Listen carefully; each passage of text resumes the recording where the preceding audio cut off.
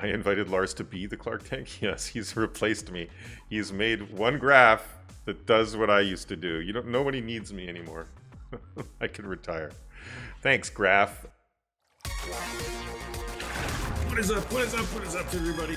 Let us fire it up. I'm going to get so owned in this game. It's time that we get to the Steam Top 50 and seeing what the latest trends are. Gary's mod. There's TF2. It's usually around somewhere. Woo! Oh, it's snakes. Does it just have really high retention? This genre is still viable. Or you just gotta shoot his butt. There was kind of a trend for a while. Like that is just the way things work. We did it!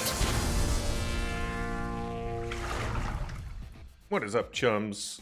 Good to see you all. Welcome to the Clark Tank. It's going to be an especially interesting one today, in my opinion. Possibly the best one of all time, thanks to Lars. He made a new tool that I think is amazingly cool and very useful. And we're going to get to check that out first. No one else has seen it but Lars and I think. And you're about to be the third person to see it in the universe, and I think it's pretty super cool. So I won't ramble on too long so we can get to it. However, I will make us do a few other little news things first. Can't give you the most exciting bit right away, but we'll do it fairly soon. Well, thanks so much for hanging out with me on this the last Clark Tank of the accursed year 2020. We'll be streaming again next time in January. And that one is always an interesting one because the first one after the Steam sales and stuff, or it may even be still like while the winter sale is going on. It's always a strange one. So I might at that point talk about the Indiepocalypse stuff that we discussed previously. There's usually a bit of a like news lull and stuff like that around then, so it might be a good time to do that. But we got other interesting stuff to discuss. So we're going to be playing some Per Aspera. I don't know how you pronounce this. Does anyone know? Is it Aspera? Aspera? I'm going to go with Per Aspera. Yeah, you haven't heard of it? Well, it launched yesterday or the day before and is doing quite well in the charts, as we'll see later when we get to the charts. Also, it's like a base building colony sim city builder thing, in the same vein as our Industries of Titan. So of course, very interesting to me how this game plays and how well it does. So we'll be checking it out. I've been hearing some good things, although it just dipped down into mixed territory recently. I think it was positive before that. So I know some folks who've played it and they said that it's pretty cool. So looking forward to checking that out. But in other news, we here at Brace Yourself Games, we launched a game ourselves, Phantom Brigade. So yes, it is a mecha tactics game with a cool twist that you plot out your actions on a timeline, and you kind of get to see what the enemy's going to do in advance. Yeah, well done, Marlon, making this trailer, and everyone else on the Phantom team. So yeah, it's out now on the Epic Games Store, and yeah, as I said, it's a cinematic mech tactics game where you plan everything out on the timeline, and you can kind of scrub back and forth and see what the enemy intends to do in advance. And the reception so far has been really good. Lots of people enjoying the physics. You can kind of like put your shield down and ram into another mech and do melee attacks and things like that. So we've seen some great GIFs and videos of people really enjoying that.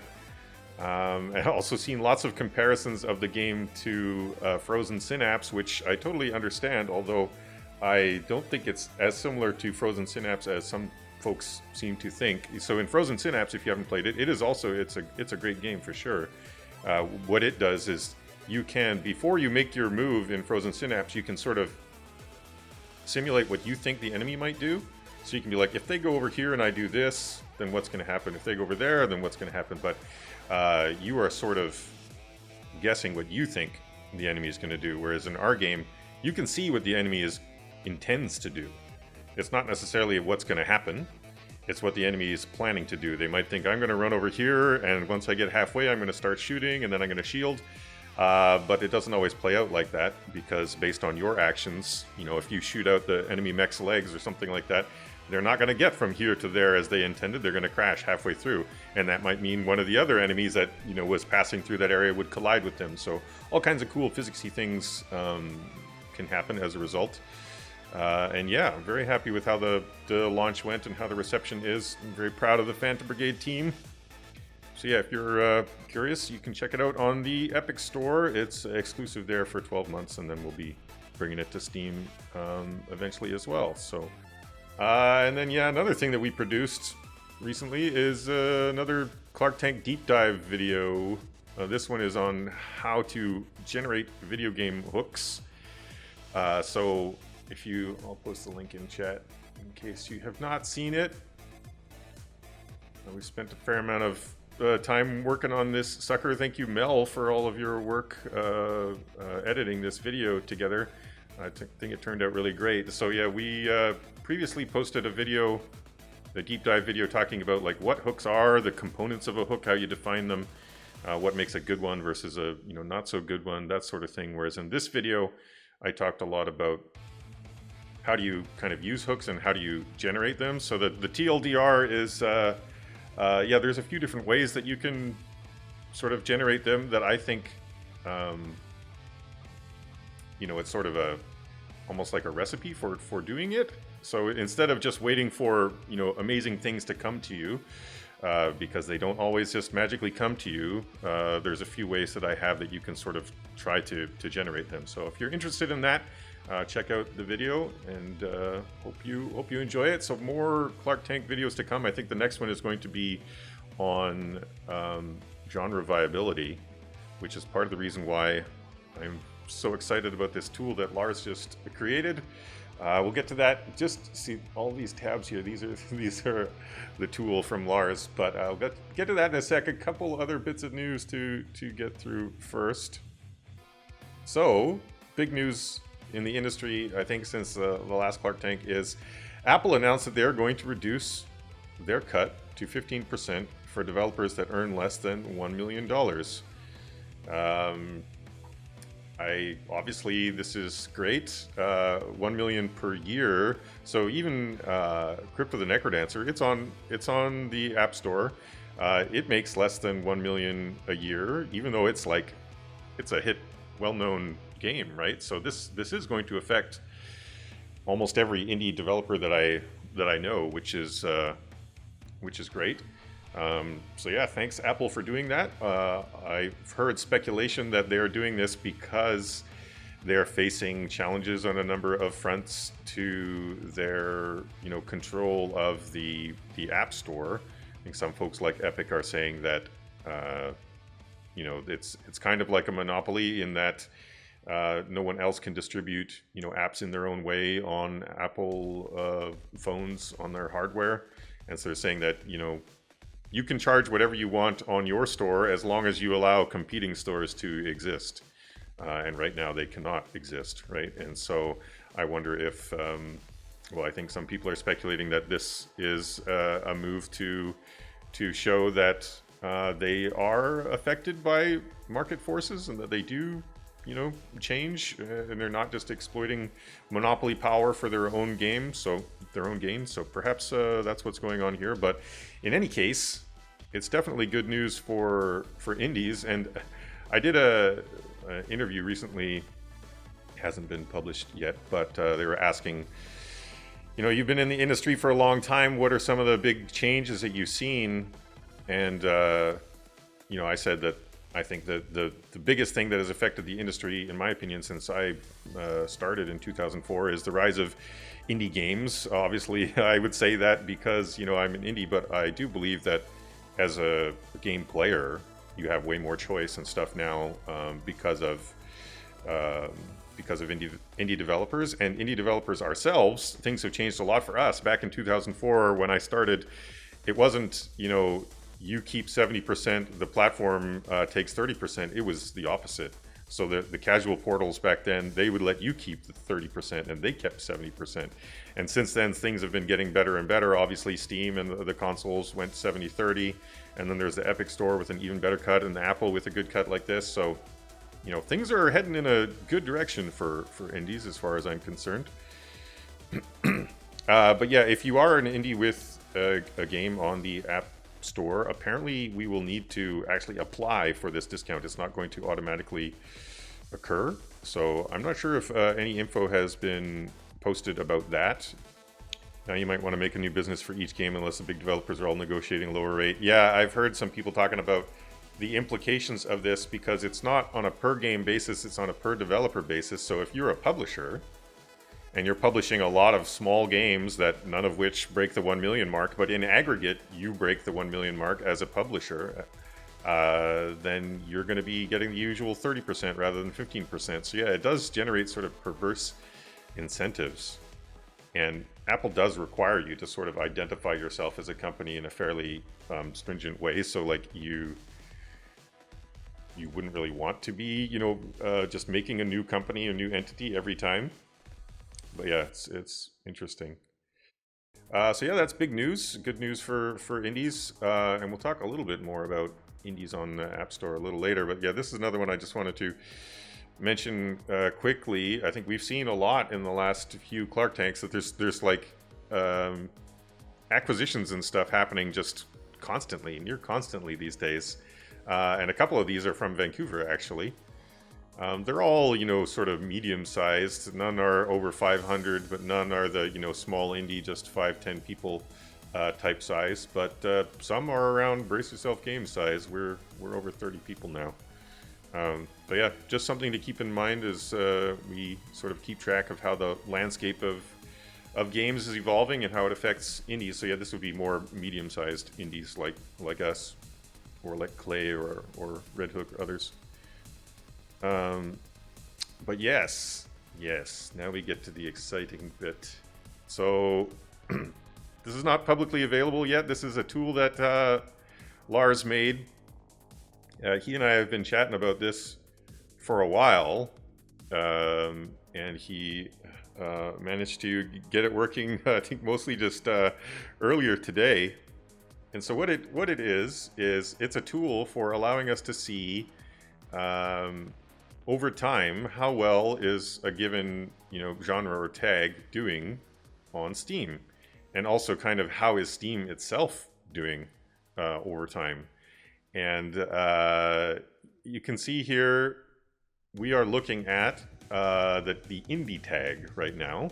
So we can see over time across various percentiles how the indie tag is doing relative to the rest of Steam. And you can see that it's kind of noisy, and so you can click normalize against Steam, and then it sort of takes out the Steam noise. Yeah, if you don't have it normalized, you can see all these spikes. Like there are probably spikes as a result of the summer sale, the winter sale, things like that.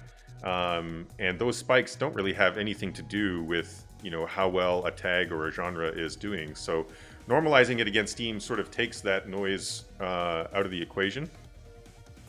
And so now you can get a better picture for how has the indie tag done over time. And what we're looking at is number of reviews. So we're not trying to estimate revenue or anything like that. It's just number of reviews in aggregate attained by all of the games that have that tag. And so you can see we're starting out here in 2010, and there was definitely the rise of the indies until 2015ish, and then it seems like we kind of leveled out a bit. But you can also see the different bands, so you can see like how much revenue is going to the top 0.1%, top 1%, that sort of thing, and it's changed over time. Like look back in the day, it was more evenly distributed, but now it's becoming more and more a winners take all sort of game, and the top 0.1% are taking more and more of the share. So now this is cool on its own, of course, but then we can start looking at this by different tags that we're interested in. All right, so that's just the indie tag. Let's check out some others. So this is survival tag. And this is like as a percentage of Steam as a whole. So you could see the indie tag, a lot of games, are tagged indie and they're generating a lot of reviews. Survival on its own is like almost as big as indie, which is pretty cool. So this looks, well, let's say the indie one looks, pretty flat-ish since 2015, but since Steam itself has been growing, even though the percentage, you know, indies, this says like 45% or something like that share of the reviews on Steam, but the total number of reviews being generated by Steam is going up drastically over time. So yeah, survival games. So I've talked a lot about genre viability over the years, and like I said, we're going to make the upcoming Clark Tank deep dive video to go over it, because I think it is one of the most important considerations when deciding what type of game that you should make next. And what we've been doing on the Clark Tank over the last 5 years, however long it's been, is, you know, trying to get a sense for these trends. And maybe the Clark Tank is now replaced by what Lars has made, because we had to do this sort of organically. We were just, you know, in there looking at the top sellers, looking at what worked and what didn't, to sort of get a feel for what those trends were. And I have always said, hey, survival genre, it's viable. And I said that I think that it's increasing too. And look, it is. Now we have proof that that is the case. So now you don't need to do as much of the homework and stuff that we do just to get a sense for the these genre trends. You can just look at Lars's charts. Well, once he makes them public, at least. Okay, this is a cool one. Crafting over time. Look at... I don't know exactly what this is. Is it like Terraria or one of the very early crafting games when the top 1% or 0.1% was generating everything? Or was it Gary's Mod? Does Gary's Mod count as crafting? Yeah, I guess so. Okay, Rhythm. A genre near and dear to my heart. Look how tiny it is. Compared to, you know, survival and stuff with so massive indie, what a tiny little fraction it is. But yeah, you can get rid of rest of Steam, and then you can see, okay, it's still 5%, but you can kind of see a little bit better what is going on there. And hey, looky here. The black segment goes up quite a lot partway through 2014. What could have happened? It was Crypt of the Necrodancer happened. I imagine that's the reason. Crypt of the Necrodancer did launch partway through 2014 and sold extremely well. So we've got to be 0.1% of rhythm games, like. But yeah, how is the genre doing sort of overall? You can see that it's interesting to see, like, in the primordial times, back in 2010 and stuff, like what was happening. There's some other charts I'll show coming up that you can see how drastically things changed from primordial times until now. But yeah, rhythm games were had a larger market share, and then it sort of declined. If it weren't for Necrodancer, it would still be declining. But look, lately, since 2017 or so, picking up. Which is cool to see. I have said before, I do think that it is a fairly viable genre. And one of the things when you're considering how viable the genre is not only like what's the market share, but it's like how sort of distributed is the income within that market share. Like, what are your odds of being able to get a good chunk of it? And these different bands sort of give you an idea of that. Like before, we saw that Gary's Mod was the only one actually generating any revenue in the crafting tag for a long time. And so if you didn't have these bands, you wouldn't know, and you might just think, oh, crafting was super viable back in 2010. But if you remove the top 0.1%, then it would make that genre look way less viable, right? So having all of this information is quite valuable, in my opinion. Anyway, there are still other things that we should take a look at. So Dungeon Crawler. You might think that Dungeon Crawler would be a higher percent of the overall amount than it really is. I kind of expected it to be higher. It's more than Rhythm for sure, but it's not super big. There. Yeah, what came out in 2013? Okay, so yeah, Dungeon Crawler, less than expected. Permadeath, it was kind of a higher percent back in the day, and then it sort of declined. And yeah, by the way, Lars has a Patreon. If you find things like this useful, please do support him on Patreon. Lars, you should post the link to your Patreon so that everyone can support you. All right, so yeah, tower defense. So I brought this one up because Lars showed that it's his genre. He's made a game called Defender's Quest, working on a sequel now, right? And this is tower defense. You can see that it did reasonably well even back in the day, and then something happened, and I think Lars was telling me that he thinks it's MOBAs. And if you take out MOBAs, then it's pretty flat. I don't know what this other yellow stuff is here, but take out MOBAs, that it's fairly flat. You kind of want the top 1% to not have all of the revenue. You would rather have it be spread out amongst the top 1 or 5%, right? Because that increases your odds of being able to capture enough market share that you can be profitable. So I do think that this probably indicates that the market for tower defense games is not dominated by, other than MOBAs that we removed, not so dominated by individual games. I think that's good news for Lars, because his previous game did sell well for him, and the genre has been growing relative to Steam, and Steam itself has been growing. So yeah, I do think that means if you succeeded before in the genre and it's been growing since then it's still possible to succeed today. So don't want to harp on this tool for the entire Clark Tank, as exciting as it is. And yeah, sounds like Lars is going to be making some improvements, which will be handy to us for sure. But the last one that I wanted to go over, which is a sort of typical indie genre, is platformer.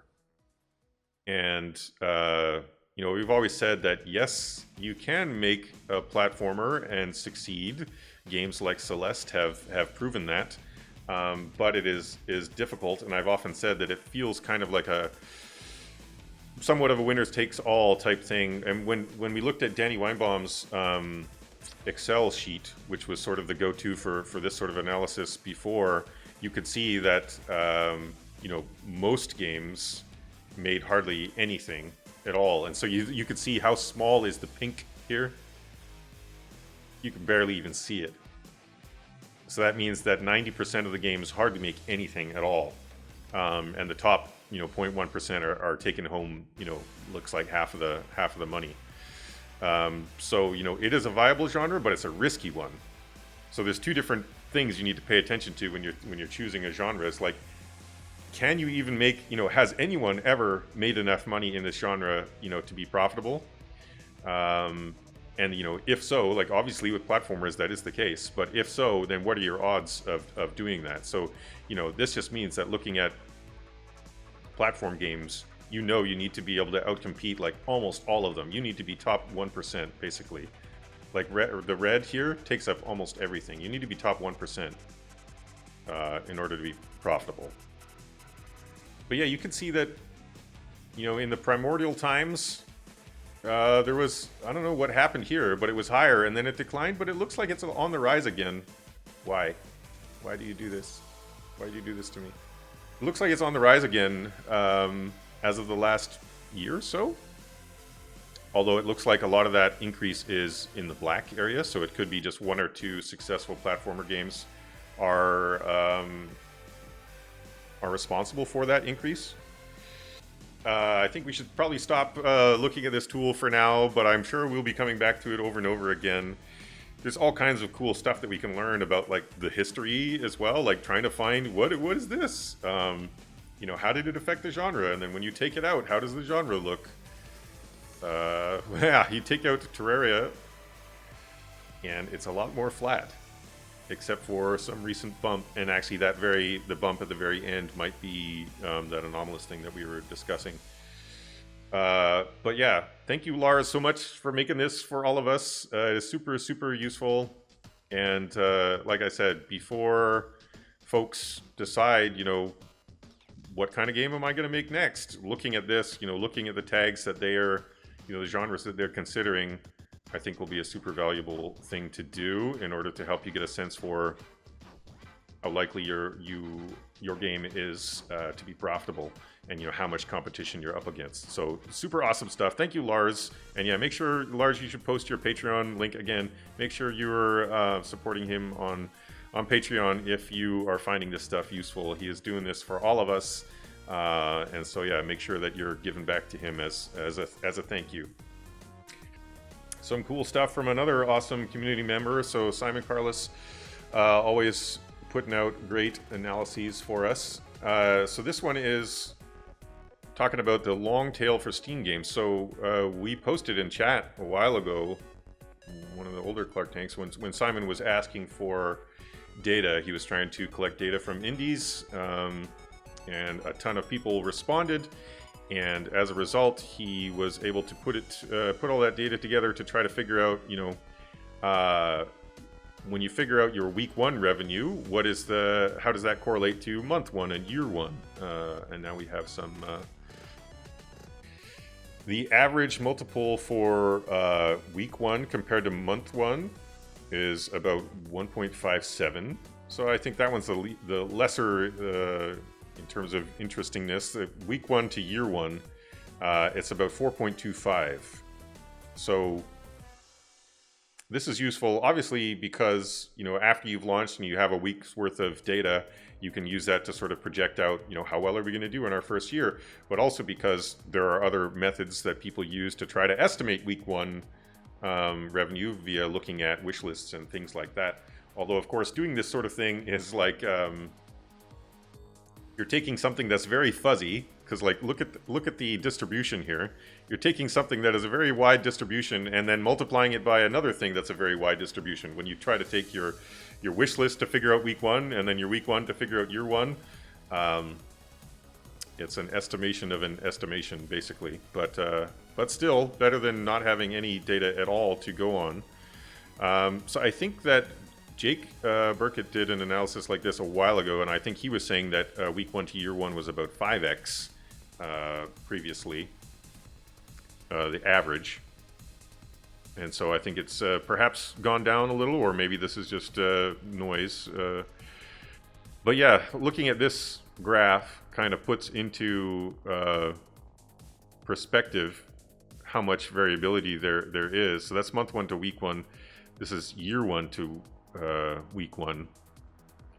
And it's funny how there are always sorts of seems to be tiers like this, and I always wonder if this is because of Steam algorithms. Sort of once you get into a certain tier of favor from the algorithm, then it sort of kicks you into higher gear, and you get better results than other games that didn't reach that level of favor, because there's all different ways that your game can appear on the Steam store, right? Some of which provide you with more eyeballs than others. And so one of the other things, though, that's quite interesting is the comparison between early access games to non-early access games, and that early access games do better. At least I thought that was the case. Is that not the case? I'm pretty sure that's what I read this as the first time I looked at it. Okay, no, I was correct. So this is for non-early access. So non-early access games are worse than all. So, when you include non-early access games and early access games, the numbers are higher. And when you're only looking at the non-early access games, the numbers are worse. Which is interesting, for sure. I think that sort of the conventional wisdom is that early access games sort of have a stigma and that people kind of stay away from them, and you would think that it might harm your chances of success. And while that may be the case to some degree, I think it's because the Steam algorithms and just the universe in general sort of favors games that get updated frequently over time. So there's probably a lot of games that just 1.0 never get updated anymore. And they may not do that well, whereas early access games, they're updating, they're responding to the community, getting better in the right ways over time. So yeah, I think it's not necessarily talking about, an indication that early access somehow is better. It's just that if you listen to your community and update frequently, your game's going to do better. And I think that makes a lot of sense. It's kind of cool to hear, though, because, well, especially for us, Industries of Titans in early access, Phantom Brigade's in early access, Necrodancer was in early access. It works well for us, for sure. And it's just nice to know that, hey, we made a decent call. We were not actually harming ourselves by doing that sort of thing.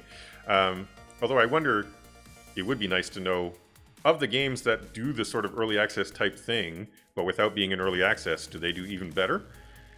Because there are a lot of games that just update a lot. Even though they're not in early access, they just still do continuous updates, right? So maybe that would be even better because they wouldn't have the stigma of being thought of as an unfinished early access game that might prevent some people from buying. Yeah, it would be interesting to know if that's the case, but probably hard to figure that out. Yeah, and so similarly, Simon tried to figure out, compared to, you know, your week 1, what is your year 1, year 2, year 3, year 4, year 5, and he also showed the non-early access versus all games. And again, the early access games do way better, especially in the long run. It's kind of weird that I would probably want to try to look at Simon's data analysis methods, but you know, if he's talking that year 1 is, you know, 5 here, and year 2 gets up to 7.5, so that's an increase of 50% there. But then from year 4, it's a 15 to about a 20. That's a pretty large percentage increase for the 5th year. It just seems anomalously large to me. But I suppose if early access games continue to update for 5 years, then that may be the case. But I don't know. Seems like this tail data is quite a bit stronger than I would expect. Yeah, Lars is saying I'd like to see the outlier breakdown. It could be that some games just do really well, long tail, and are skewing this. I do think that Necrodancer is kind of about like this. And I thought that it was an outlier, and I mentioned that to Simon, but it looks like, and I think he said that it's actually not as much of an outlier as I thought. Yeah, I wouldn't base your financial decisions on this sort of thing. As Kit Fox is saying, it's probably an overestimate because the games that have not sold well are probably not answering Simon's survey request. So yeah, I would expect to do less well than this, but still interesting to see. And it's pretty clear that the early access effect is real. Yeah, that just further reinforces what we already knew, that Steam's algorithms, but also just players in general, like games that update a lot and that, you know, listen to community feedback and adapt. So that's great news for us here at Brace Yourself, because that's what we do. All right, next one from Simon. Post the link in the chat if you want to take a look yourself. So this one is about prototypes, publishing, and pitching, and I don't usually talk about that sort of stuff too much on the Clark Tank, although it would be fun to get into that someday. Maybe we'll do a deep dive on it or a stream just about it, that sort of thing. But the bit from this article that I think is particularly relevant to our usual Clark Tank type discussions is this chart here, estimated developer budgets on Steam. So the sort of reddish section here is the budgets of $0 to $100,000, and it looks like it's more than 2/3, maybe even 3/5 of all of the games on Steam. And that just kind of underscores another thing that we talked about a lot. And when we look at the what's on Steam with the micro trailers and things like that, we do that to try to get a sense for what is the level of competition that we're up against. We know that there's a ton of games coming out, but are they really our competitors? Yeah, or are they the pink sliver? Pink sliver. This is permadeath. The pink sliver on permadeath is much bigger than the pink sliver on platformer. Huh. But yeah, so this just shows that there are most games launching on Steam are very small budget for sure. And then the next biggest is 100,000 to 500,000. So we made Necrodancer with well, by the time we early accessed it, we were in that range for sure. But now the games that we make at Brace Yourself are in the millions. So yeah, we're in this section. Very few other games on Steam are being produced with this type of budget. But yeah, I thought that bit was interesting. And Simon, one more article from him. This one, I think perhaps the most interesting of all of his articles this Clark Tank, talking about the one key Steam stat that you're not checking, and I totally agree with what he's saying here. And that is basically, he's talking about a game, Batbarian, made by my friend Fred. And, you know, he had a decent number of wish lists before launch, and he's got, you know, positive reviews, but the sales results not quite as high as might have been suggested by the number of wish lists, which hopefully that picks up over time for Fred, since it is obviously a high quality game. But yeah, one of the takeaways that Simon has from this, and I totally agree, is that you should pay more attention to your baseline daily wishlist numbers than your spikes. So, you know, Fred managed to get some spikes from Bit Summit, The Mix, Tokyo Game Show, YouTuber videos, The Mix again, Steam festivals. Does TGS mean Tokyo Game Show? That's what people call it, but is that what was he talking about? And so yeah, he got spikes from these events and got a number of wish lists from them, but the trough level, you know, was quite a bit lower. And I think the reason why you should pay attention to your trough values more so than your spike values is because the trough values are an indication of how the algorithm itself on Steam and how people browsing Steam sort of naturally are reacting to your game. And that is probably going to be more analogous to how your game will fare once it's actually on Steam too, because you know, these spikes and things that you can generate from events and that sort of thing, they don't usually move the needle, you know, once your game is on sale. Sure, they can get you some wish lists and whatnot, but like when we do a PAX or when we have, unless it's like a really large YouTuber, most of these things don't actually move the needle in terms of numbers of units sold for us on Steam.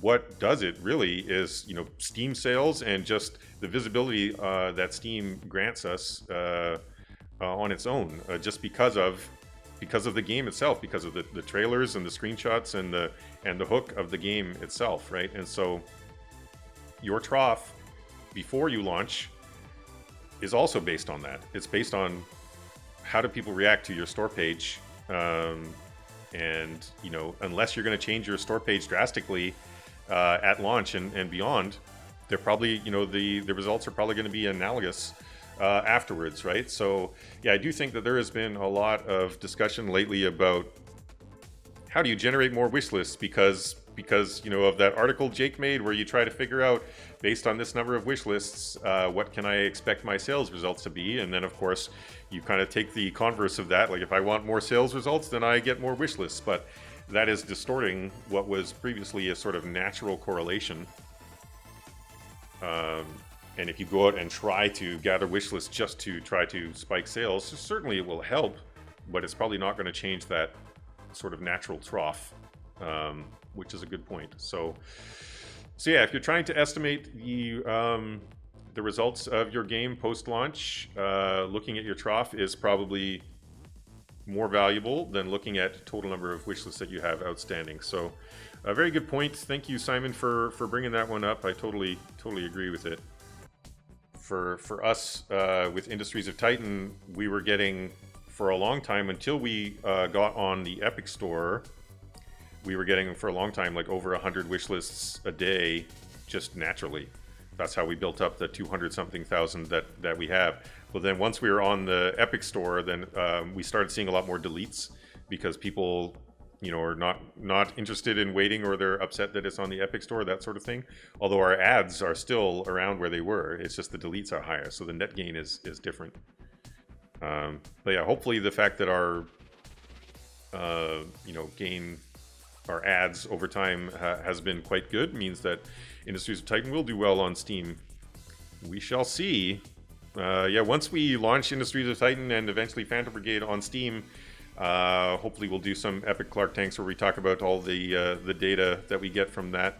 And I'm not sure if we're allowed to talk about Epic Store numbers or not. If we are, then we'll include that as well, which should be pretty enlightening for folks. All right, thanks Simon for those articles. And one last thing from Simon. So this is not an article, but as you may have heard from me retweeting it or others, Simon now has a sort of a paid tier, a version of his newsletter. So he's trying to, make a living doing this game discoverability service, and it has been very useful to us, his newsletters and others on the Clark Tank, I know. So, now I'm subscribed to his paid tier and getting some great insight from the newsletters that he's putting out there. But one of the things that you also get is you get access to this plus version, which is some charts that Lars has made exclusively for Simon's company. And Simon gave me permission to talk about these and show them on one Clark Tank. So this is the one. So you can get a sort of a preview of what you would get if you do sign up for Simon's paid tier of his newsletter, which I think that you should. Similar to supporting Lars on Patreon for all the stuff that he does for the community, I think it's great to give back to Simon as well, because he's doing a lot of good for us and for everybody else. So yeah, there are 3 different charts that you get from this plus account, and yeah, if you try to type in this URL, you will see that it's password protected as well. So no sneaking in for free. But yeah, 3 different charts that I'll go over quickly here. So one is the Steam hype chart, which is pretty darn cool, and I think will be more and more useful to us over time. For reasons I'll explain in a minute. But basically what it is it's keeping track of Steam chatter, so like people talking in the community on Steam, people following it on Steam, so this is public data. This is wishlist data from Steam's wishlist charts. Various other community buzz. Track record is a factor that they use to kind of indicate whether or not this developer, is known. And then, of course, release date. And then all of this goes into a formula that calculates total Steam hype points. And you can see Cyberpunk, as you might have expected, has a rather large number of hype points and is expected to do quite well when it comes out next week. But yeah, a more normal number, in the thousands. So Dragon Quest 11, you would expect that to have a decent amount of hype as well, and then lots of other ones, some of which that I hadn't heard of. But one of the things that will be most useful about this is over time we'll be able to see, okay, what is the correlation between pre-launch hype and actual sales? And so since Lars and Simon only started this chart very recently, we do not have much information to go on there. But over time, we'll see, is this, very predictive? Will we be able to look at this chart and see, like, oh, okay, this game, is guaranteed to sell at least this much because it has this many hype points? That'll be pretty useful. And yeah, help us to learn various things about what works on Steam and what doesn't. Although it may then lead people to try to, generate more Steam chatter and community buzz and stuff because it gives them more hype points. But I don't think that will work. Similar to generating more wish lists if they're not high quality ones doesn't have such a huge effect. So yeah, this is for all time. So obviously Cyberpunk still at the top, but New World, Vampire Masquerade, a bunch of other ones are up there too. So yeah, previously we were only looking at the games that were coming out in the next 7 days. But hey, looky here, Industries of Titan. Number 13, doing pretty well. And if you scroll down a bit, Phantom Brigade, yay. Which, Phantom Brigade, since we announced it, since we launched it on Epic, has been getting a very large number of wish lists added every day, so it's climbing the charts pretty quickly here too, which is cool. But Tanya wins Dwarf Fortress number 9. You got us, Tanya. You got us. So yeah, if you do sign up for the Plus account, you get an article also that explains in detail, what all these things mean, which helps certainly. So yeah, a useful tool already, just to allow us to see, okay, of the games that are coming soon, which ones are the most hyped. Oh, here's Crumble that you were talking about, Steger. And a lot of these games I have never heard of. Emoji Evolution has 600 hype points. So it's not Steam chatter, it's just followers and a bit of community buzz. So it's got a decent number of followers. Yeah, I don't know. Based on just looking at that, I am skeptical that it would do as well as anywhere near what Medal of Honor is going to do, that sort of thing. So I wonder if any of these are ever 0 or anomalously low like that. That should be taken into account somehow. Anyway, let's look at the other charts. So there's also the wishlist charts, which and the other one is followers. So yeah, this is pretty handy because I am not aware of any way of easily looking at ranked charts of followers. Like Steam has its own top wishlist chart, but I don't think it has anywhere that you can see top followers. So super useful. Although, yeah, it does look similar to this top wishlist chart. Dwarf Fortress number 10, Titan 14. All right, so yeah, super cool tools that you will get if you subscribe to Simon's paid newsletter tier, which I suggest you do, not just because it's got useful info, but it's cool to support Simon and thank him for all the work that he does for our community too. So thanks, Simon. Good luck with the Plus tier. And now, one article from Chris that I wanted to go over: why improving your Steam page matters.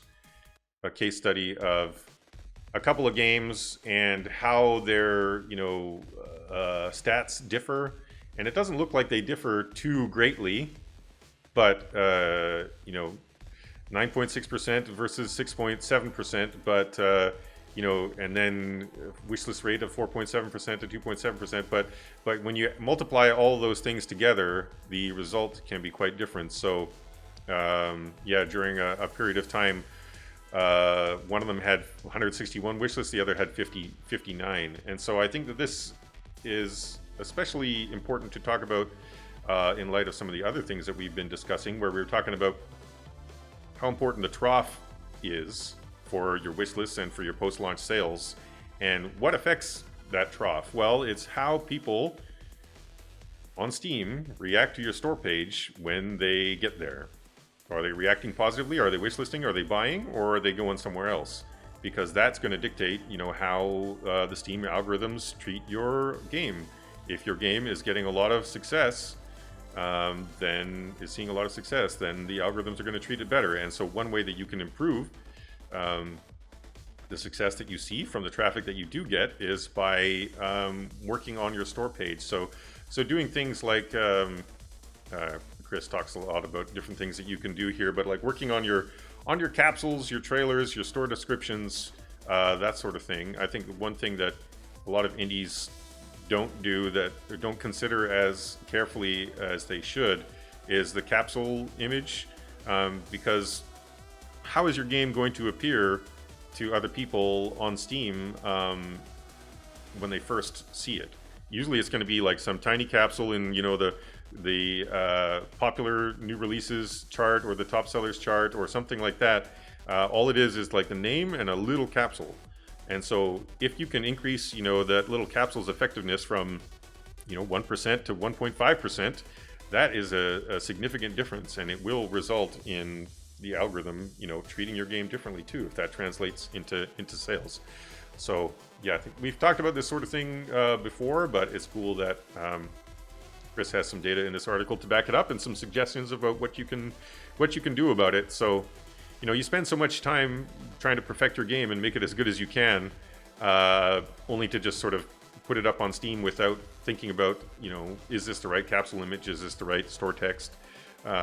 You should spend just as much time and energy on your store page as you do on your game. Well, not as much, but a lot, in my opinion. Because yeah, if you can just do a few tweaks that give you 5% extra sales, that is a massive difference over time. And also because, as we said, that the algorithms is sort of a tiered thing in terms of the areas where you can get visibility.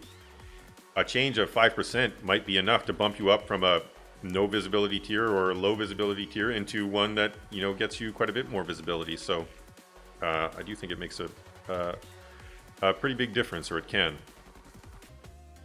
All right, we were moving on to this. So yeah, this is a thing that Steam announced recently. Steam Points Shop developer tools are now available. So I didn't even know about the Points Shop. Did any of you? I don't really do these weird sort of secondary things on game platforms. I just buy games and play games. I don't do, crafting of the badges or the collecting of the trading cards, that sort of stuff. But apparently now developers can submit their own content, so then players can purchase them. So if we wanted to make some Crypt of the Necrodancer content and let people buy them with their points, then we could do that. I'm not sure what the gain would be for developers, other than, hey, it's a cool thing that you can do for your community, which I certainly support doing that type of thing. But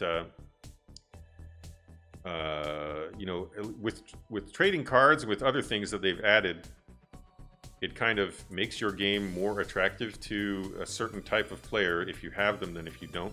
So like, some people really like achievements or trading cards or that type of thing, and if your game doesn't have it, they may be less likely to buy. Whereas this isn't really tied to your game. I suppose it might advertise your game if people use your stickers and things like that and other people see it. So I think either it's that sort of exposure angle, or it's just doing a cool thing for your community, which I totally get for sure. If that was the case, if you'd get some trickle of revenue from it, then that's something. Although I imagine it's probably small, like the trading cards revenue we get. So yeah, that's a neat thing. If you're interested, I considered possibly doing something like that for some of our Necrodancer art that we got. All right, Valve also posted the top releases of October a little while ago. So let's go through these quickly and see if there's any surprises. So Star Wars, Baldur's Gate, EA, Survivalists, Second Extinction, Torchlight, Jackbox 7, RuneScape.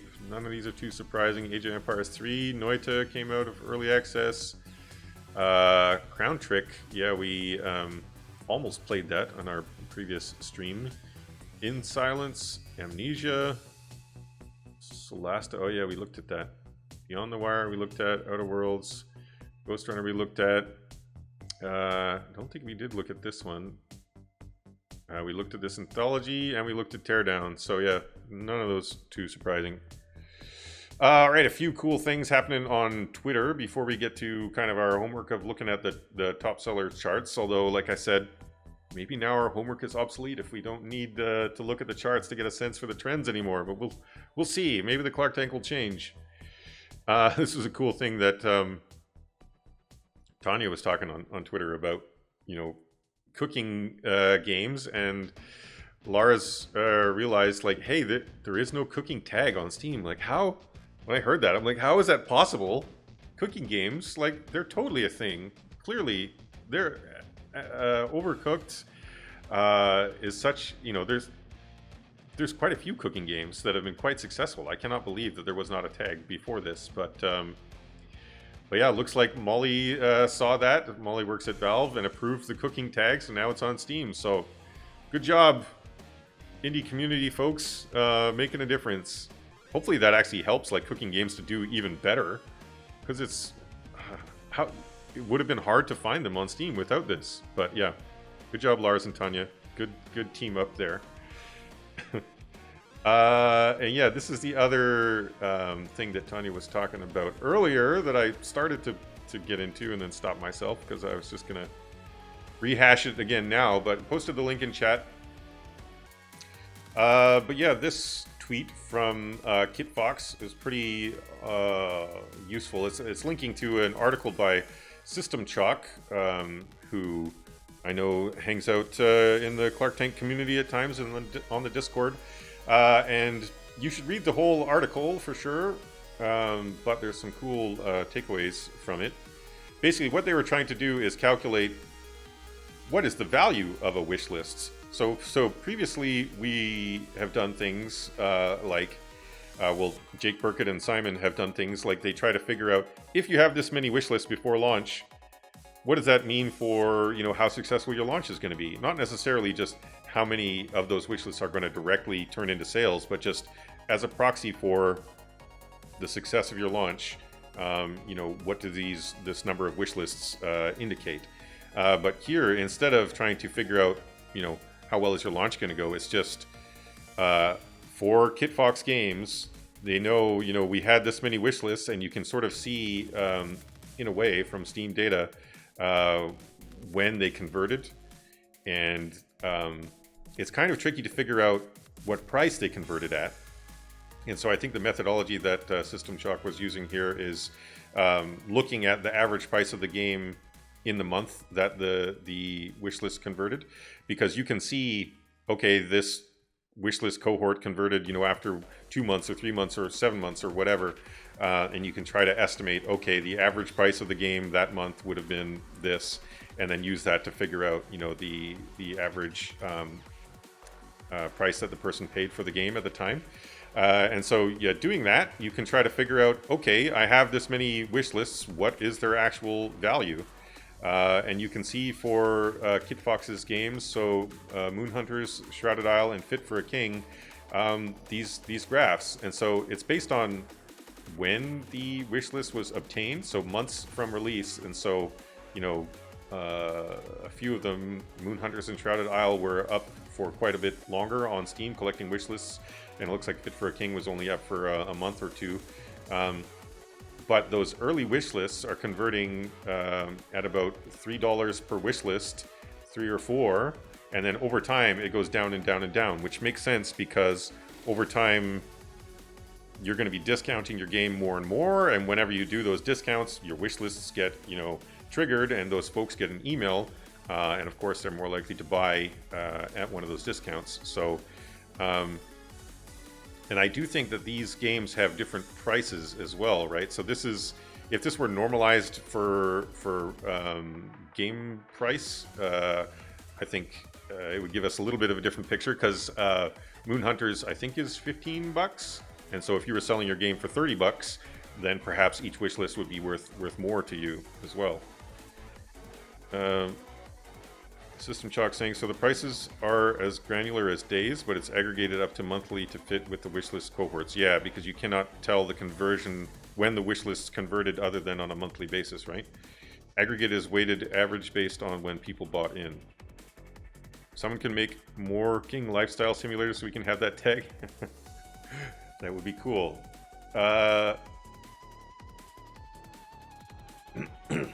Average price of conversion by cohort in USD with Moonhunter's correction. Oh yeah, so there was some corrections that needed to be done because Moonhunters was, just like Necrodancer, around before some of the tracking that Steam is doing with wishlists on the back end, and so I think that this dash line here is like an estimate of what those results would have been like.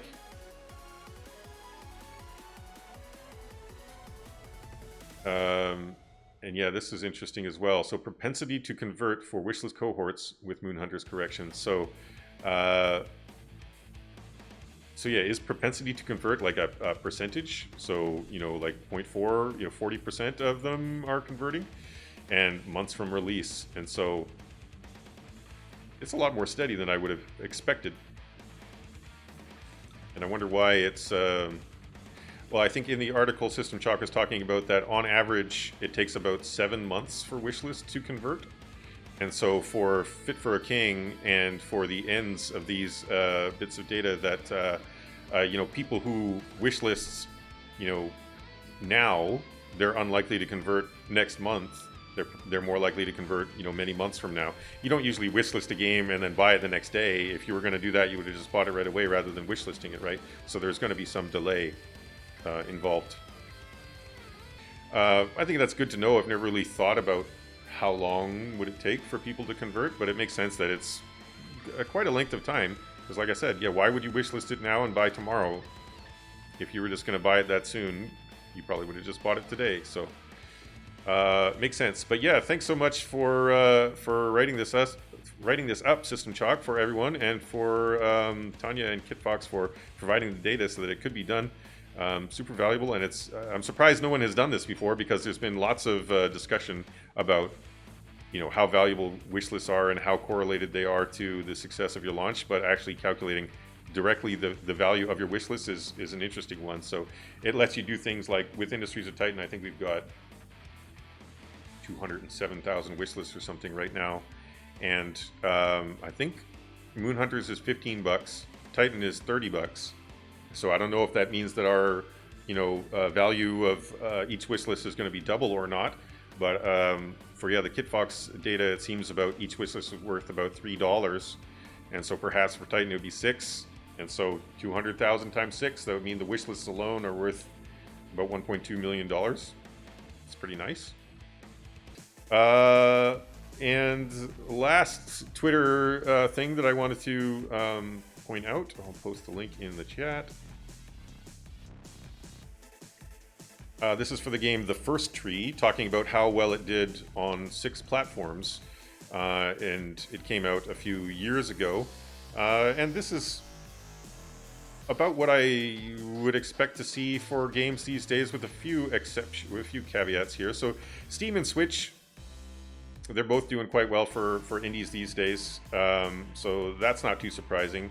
Xbox One being higher than PS4 seems slightly anomalous, although I have heard some games like Descenders do quite well on Xbox One, much more so than on PS4, so, you know, it can happen. Also just depends on what kind of featuring you get or other random factors. But iOS being this large, the same as PS4, seems anomalous to me, although apparently they did get a feature from Apple, which I think a lot of indie games don't really get, so that could account for it. And Android, no feature. So I'm wondering if, so it seems, you know, surprising to him that Android is so small, but I think what may be more surprising is actually that iOS is that big. I think a typical indie would see, you know, iOS and Android be more in this type of size of a pie slice. And for Necrodancer, it would be somewhere around that area, I think. So yeah, I think that iOS is a little bit anomalously large there. Perhaps the game just a good fit for iOS. But yeah, interesting data nonetheless. Thanks to David for sharing it. Yeah, thanks David for sharing that data. All right, moving on to some Nintendo-y type news. So I saw this recently that the Switch had its best October sales to date. Sold 730,000 copies of the Switch, and that apparently this is the second highest October of all time, second only to the Wii in 2008. And at first I kind of thought, wouldn't you expect the first October of Switch sales to be the highest one, not, you know, this many years after it's launched? Is that weird? But I looked, and the Wii, you know, came out a few years before this as well, so it's a number of years later that these consoles are hitting their peaks, which is, I guess, I wonder if it's because in the first year there's like supply constraints, like as we're seeing now with the PS5, a lot of people want it but can't even get it. So I wonder if that is a factor, or if it's just this is a common thing that consoles do get more popular over time and peak after a couple years. Yeah, I thought that was interesting, and then also I just Googled to try to figure out, okay, how many Nintendo Switches are there out in the wild? So it's up to 6.8 or 68.3 million units right now. So that explains why we see things like this in indies charts. That the Switch, a lot of folks have it, and it is a platform that is fairly indie friendly. Although, you know, if we could do this type of this type of analysis for Switch games, I bet you the black area here would be much higher, a higher percentage, because the visibility systems on Switch as compared to, you know, the discoverability systems on Switch compared to Steam, I think are less diverse. There are fewer ways that your game can get noticed. So it does tend to be more of a winner-takes-all type of a platform. All right, well, let's take a look at the Nintendo Switch North America eShop rankings as we usually do. And thank you again to Bigosaur for maintaining this chart for us. He does this by hand every month. And yeah, maybe Bigosaur, if you could get that same firmware that Lars has, you might be able to do this in an automated way rather than doing it by hand. All right, so let's take a look at the rankings for this month. So, not too surprising, Hyrule Warriors. So there's a new Hyrule Warriors game that just came out, launching at number 1. Mario Kart usually around somewhere. It's bumped up a few points. Looks like it wasn't on sale or anything. So, Animal Crossing down 1.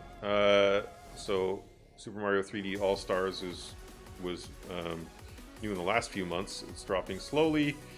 Pikmin 3 dropping slowly. Smash Bros holding steady. Minecraft up a bit. It's just kind of noise. Hades here because it's on sale. Breath of the Wild dropping a bit. Mario Party on sale. Link's Awakening on sale. That's, you know, these are pretty big discounts by Nintendo standards. Pokemon Sword, Just Dance. Yeah, they put Just Dance on sale a lot, and it keeps popping back into the charts. Sakuna of Rice and Ruin. I don't know if any of you have been checking this out, but Andy Wynn from here at Brace Yourself has been talking to me about it. It sounds like a very unique game, that's for sure. Kingdom Hearts Melody of Memory. I'm surprised this isn't higher. It is $60 though. So it's a rhythm game.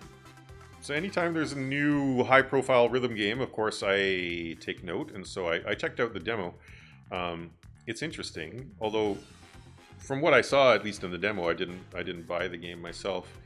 Not sure if there's like $60 worth of depth in there. Like, there's a lot of content to play for sure. But yeah, maybe there's other mechanics and stuff that I didn't encounter in the demo. But yeah, it is a Kingdom Hearts game, and apparently it's got lore in it that is, you know, like canon lore, that if you're a big fan of the Kingdom Hearts games, you kind of need to buy that in order to, you know, learn about the lore, or I guess you just watch a YouTube video or something. But yeah, I'm a little surprised that this isn't higher. But yeah, the price tag does seem a little high to me. Skyrim's here because it's on sale. Overcooked 2 on sale. Cuphead on sale. Jackbox on sale. It's not new this month. It must have been the previous month. No More Heroes dropping a little bit. Jurassic World Evolution is new. Debuting at 21. Not too bad. Diablo 3 on sale. No More Heroes on sale. Mortal Kombat on sale. So Stardew just perennially here, I suppose, dropping down the charts a little. Minecraft Dungeons slowly dropping out as well. Another rhythm game up here because it's on sale. Spyro on sale. So yeah, Hollow Knight. So these are the indies that are just always around. Cuphead is usually somewhere too, but it's a little higher right now because it's on sale. And then it starts to get into a bit more muddy territory. Fire Emblem, is this a, it's only $6. Is it a DLC? Is it a pre-order DLC? And yeah, Goose Game hanging around. Alright. So, any surprises here this month? So yeah, Hyrule Warriors, I expected it to be number 1. The other surprise, Kingdom Hearts, A Melody of Memory, a little lower than I thought. And yeah, Sakuna, like, how is this game, how is Sakuna doing better than Kingdom Hearts? It's pretty crazy. Yeah, I'd say those are the surprises. Most of the rest. Alright, so moving on to some of our Steam homework. So yeah, now Lars has this new tool for looking at new releases where we can compare apples to apples, where we're looking at the reviews obtained in the first 7 days on sale. And we are looking at it in the last 28 days, so basically since the last time we Clark tanked, or around there. So what are the games that have come out since then that have done well? So Necropara, Proteus. I don't know if we actually watched this trailer before, did we? So it's been out for about a month, 1,300 reviews. That's quite a few. It's not like a blockbuster hit, but definitely quite successful. And it's not cheap, like 25 bucks. Yeah, that's I don't totally understand. Like, clearly it's a genre that exists, and there are fans of it. Just feels a little weird to me because I used to play those games, but I'm not enticed by this. You know, I would rather play a thing like Superhot or something where it's a first-person shooter, but with a twist, or even the more modern Dooms. But I suppose if you like those types of games and you finish all the other ones, then you want more. So makes sense. Any other surprises in here?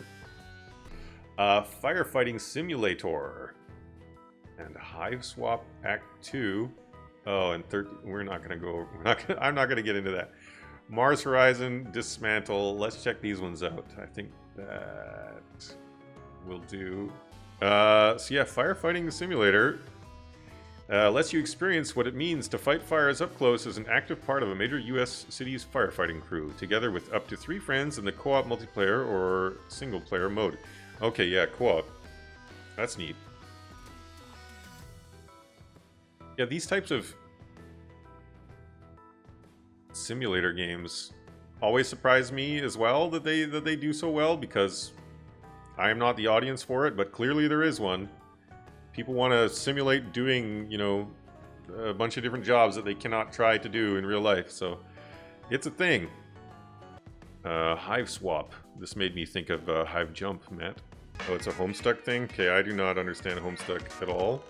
And that type of thing is just like, when there's an outside factor like that, I just like totally discount it, because when you're making a game and deciding, should I make this game or that game, you don't think, should I make this game that has, this based on a thing that has a massive following, or should I make it on, with a totally new IP that has no following? Usually that's not even an option for you. It's usually you're coming up with things that are all totally new, right? So it is not helpful, in my opinion, to analyze those types of games. Mars Horizon. It's got space. I'm interested. Yeah, again, probably like a pretty narrow niche, but there's, big enough. 20 bucks. They probably should have priced it higher. Lead a major space agency as you guide humanity to Mars in this strategy simulation game. Construct a base, design and build rockets, conduct missions throughout the solar system, and write your own history of space exploration. Created with support from the European Space Agency. Oh, that's why they had a ESA flag. I was wondering if you could choose which flag you want to plant. Is it NASA, or is it ESA, or JAXA?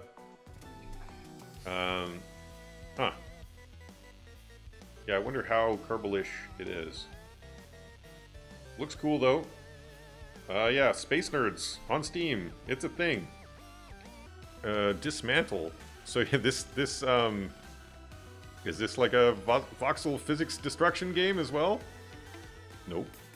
Incongruous stuff here. Like the graphics don't look like your typical zombie game graphics. That music was not your typical zombie game music.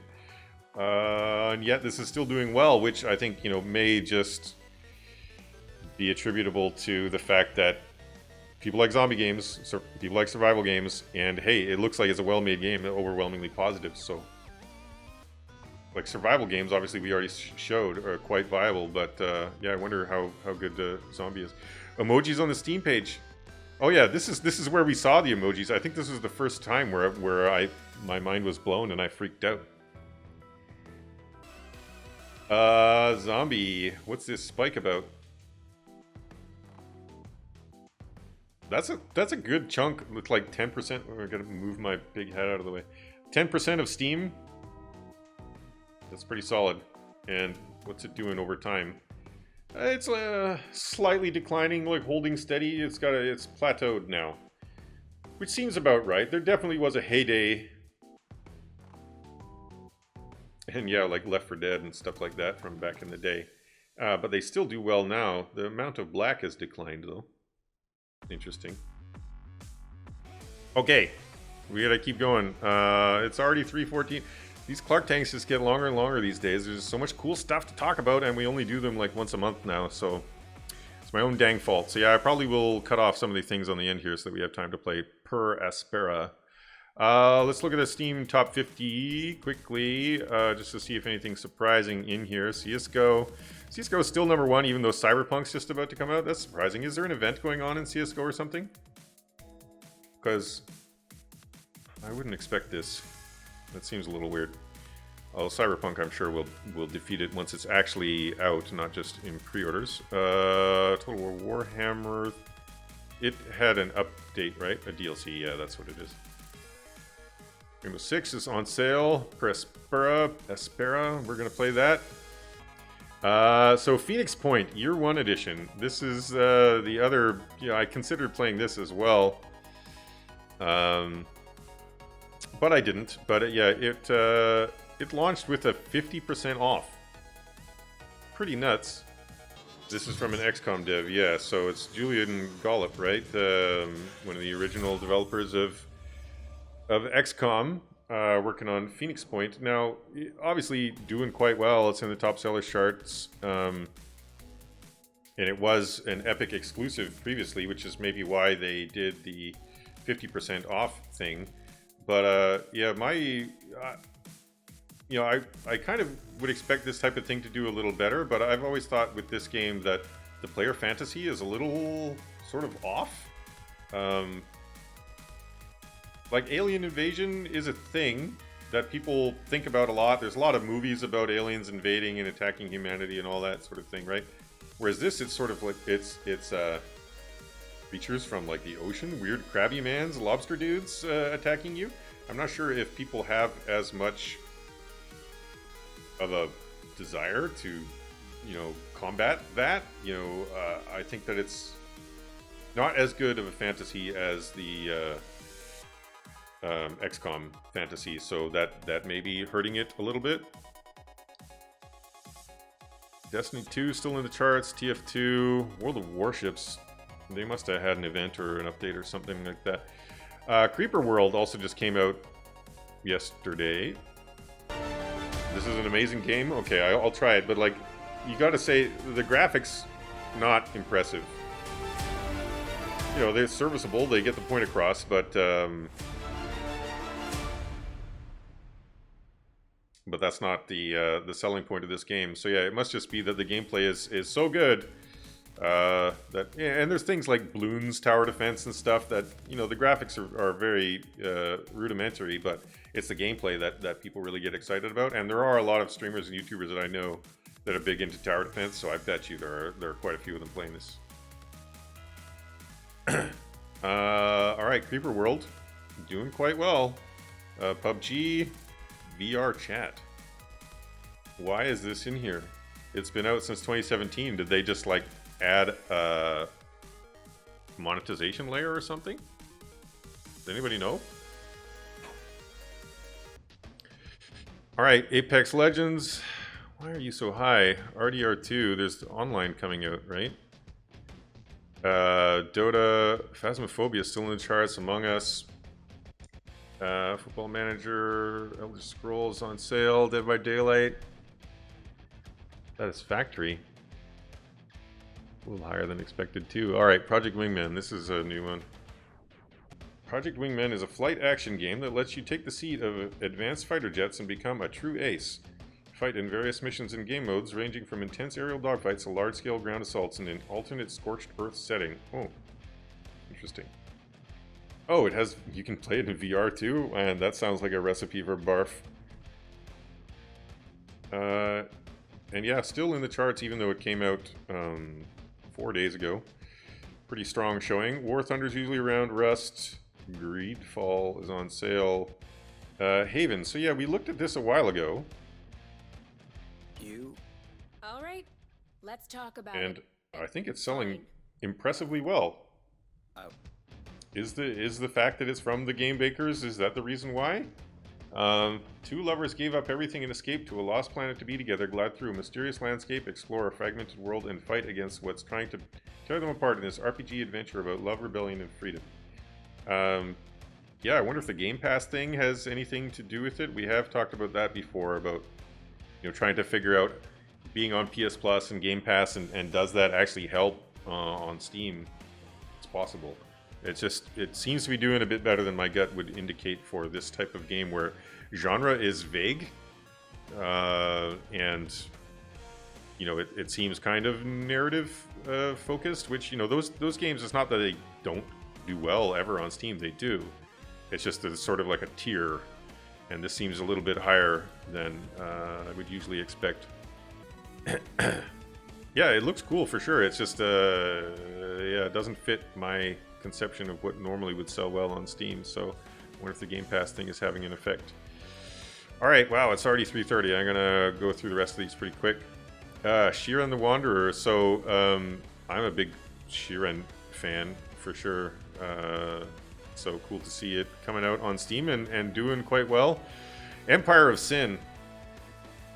Should we talk about this? So this is the game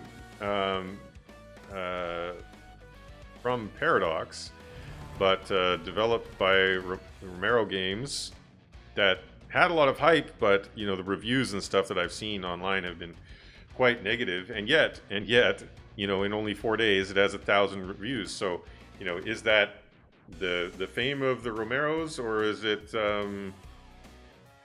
Paradox, their clout? It's just that the people were really interested in this game, and despite the negative reviews, still checking it out. The concept, I think, is quite interesting to a lot of folks, and we looked at it, I think, the last Clark Tank, the trailer. But yeah, I think also some people saying that this is sort of what Paradox does. They release games in a somewhat buggy state, and then they fix them up over time and keep improving them. Perhaps that's what will happen here, that it will just get better and better over time. So yeah, I guess it remains to be seen, but it's still selling reasonably well despite the mixed reviews, like 44%. It's not great.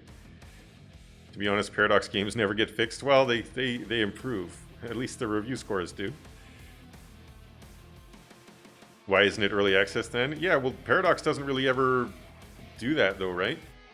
Perhaps for the reason that we discussed earlier, where there is somewhat of a stigma, but just updating constantly or doing lots of DLCs and things like that as they do is effective on Steam. So yeah, that was a noteworthy one for sure. Black Desert, Truck Simulator. Why is it here? Did it have an update or something? There's an Atelier game coming out in January, and it's already in the charts with pre-orders. That's crazy.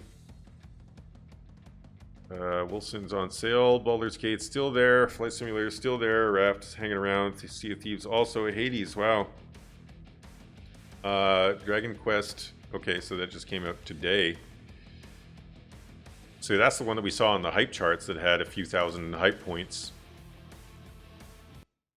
I still would, even though it's a port, it's not that old of a game, and it hasn't been on PC before, right? So I don't know, maybe the Dragon Quest franchise is not as strong as my gut thought that it was. All right, FIFA 21, Fall Guys, Final Fantasy, Fantasy Star. Anything surprising here? Deep Rock's on sale. Space Haven on sale. Shadow Empire. What are you? All right, we got to move on. Top wish lists. We already talked about this. I usually check it out to see if there's anything super surprising, but we're going to keep going. We always look at new and trending also. So Dragon Quest Suzerain. This was one of the ones that we saw in the hype chart. So we'll take a look at this. Phoenix Point, Creeper World, Per Aspera, Shadow Empire, Morbid. Mature content, so we're not going to look at that. Haven, Fogs. I'm going to skip this as well, and the Kickstarter stuff, so that we can play some Per Aspera. Let me fire that up. All right, this is a super minimalist main menu here. We got a directive. Build an aluminum mine. Oh, we got an incoming call. Amy, this is ISA Mission Control calling from Earth. Are you with us? Do you copy? Are we Amy? Affirmative, Houston. And the view is marvelous. Oh, we are glad to hear that. Let's get your initialization Cool. underway. The primary Mars module has already touched down at the designated landing zone, so it's time for you to take control of the mission. The main directives are displayed on the left edge of your display. Follow them to set up the initial base on Mars' surface. I'll give you some time to settle in. When you're ready, go ahead and initiate our terraforming mission. Houston out. Guy's pretty chill. Build an aluminum mine. We already got some aluminum. We got some steel. Got some electronics. The UI is neat, minimal, sort of like transparent. Ooh, and it does a fuzzy texture when you stop time. Does it do a VHS thing when you go super fast? No. Okay. Neat graphics. Very glowy. So we're an AI that's like going crazy or something? How are we doing with this mine there? Soon it will be mine, all mine. Okay, build a silicon mine. Build a glass kiln. Okay, so we just unlocked silicon mine by making the aluminum mine. It wasn't there before. I imagine eventually these are the types of games where when you play it the first time, you don't know what you're doing, and then you start to figure it out about halfway through, and then you're like, ah, now I get it, and then you want to play again. So it's replayability through ever-increasing understanding.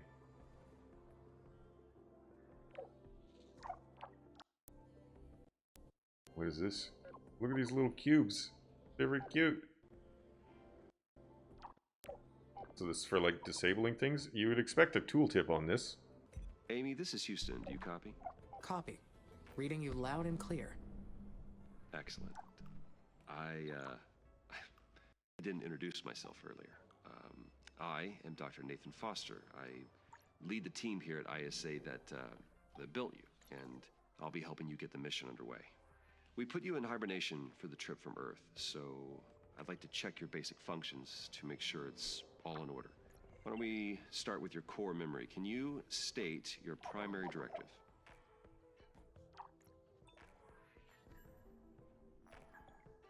I am afraid that I cannot. It's okay. Your system. Prime directive is to not tell you my prime directive. In the meantime, you can always refer to the mission guidelines printed in the upper left corner. I think of your he'd be display. pretty freaked out if his You'll also have a AI built-in couldn't knowledge base. answer a question You like can that. always access your operational objectives there. All right. Next, I'd like to check your decision-making processes.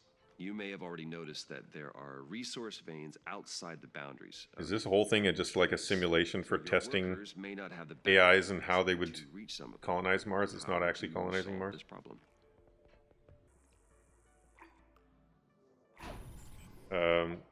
Yeah, so I was trying to just follow the tutorial by only doing directly what it says, but Interconnected. it was trying I to can get me to sense do everything that an happens through the intermediate step, network the of iron workers mine, and without buildings. with me They just are an figuring that out on my extension own, I of me guess. down on the surface. So that makes us a single being. The mind and the body work together as one. I wonder if you could just ignore the narrative stuff or what? New building available. Directive completed. Power up. Alright, build a worker factory. We need parts. Parts factory.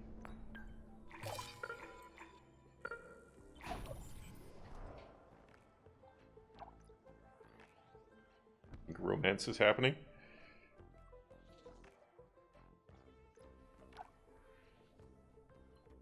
There's going to be a romance with the AI from Titan. Then we can make the worker factory. Then we can get a worker. Nothing narrative has happened in a little while.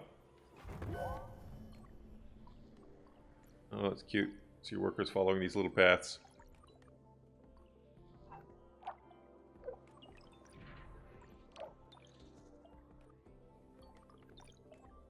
Yeah, we just need way more workers. So each worker hub can only hold one worker. Yeah, this one worker is just building all of Mars, no problem. It's all on your shoulders, pal.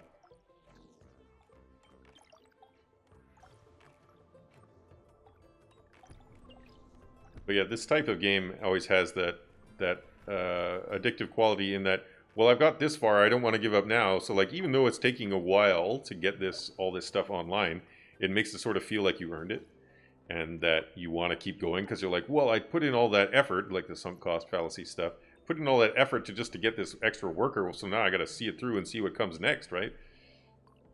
So even though I'm mildly frustrated by this, I probably would actually continue playing if it weren't for the fact that the stream has been going for a long time already.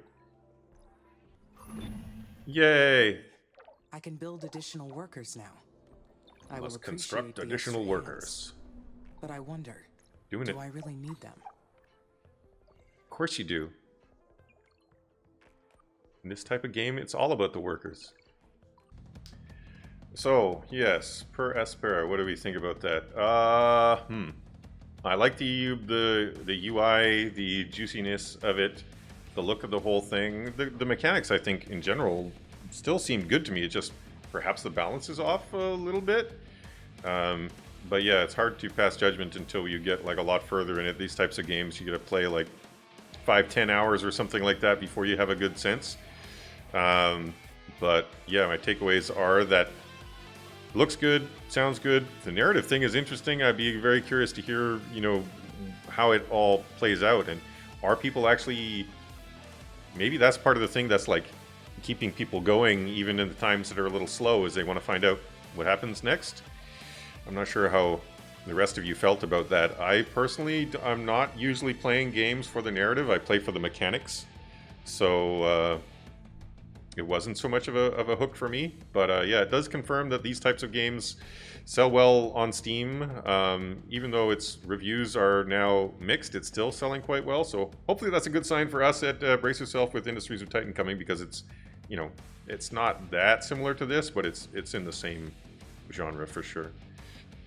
But yeah, the bit of it I played there, I did enjoy. The only complaint would be that, yeah, the pacing a little odd. The tutorial left me to figure things out for myself. It didn't tell me every single step, which I was slightly surprised by, but once I figured that out, then I knew, like, oh, I actually have to do my own investigation and figure things out. All right, chums, I think that's going to wrap it up for this Clark Tank. Thank you all so much for joining me as usual. And yeah, once again, big thanks to Lars for that new tool that he produced for us. Again, make sure that you are a patron of Lars's on Patreon if you are getting some value out of the tools that he's been producing. I'm sure we'll be using them a lot on Clark Tanks to come. So yeah, as I said earlier, this is the last Clark Tank for the accursed year of 2020, and we'll be back in what will surely be a better year, 2021, with the next Clark Tank. But in the meantime, we have Tactical Tuesday stream next week coming up, when we talk about what's coming soon in Phantom Brigade. And then we are going to have a couch co-op kind of Christmassy stream. And then at Brace Yourself, we're off for a couple of weeks of holiday. And then I'll be back the first Friday of January with a Clark Tank. So I'll see you all then. Hope you have a good holiday if you're going to have a holiday. And thanks for watching, chums. See you next time.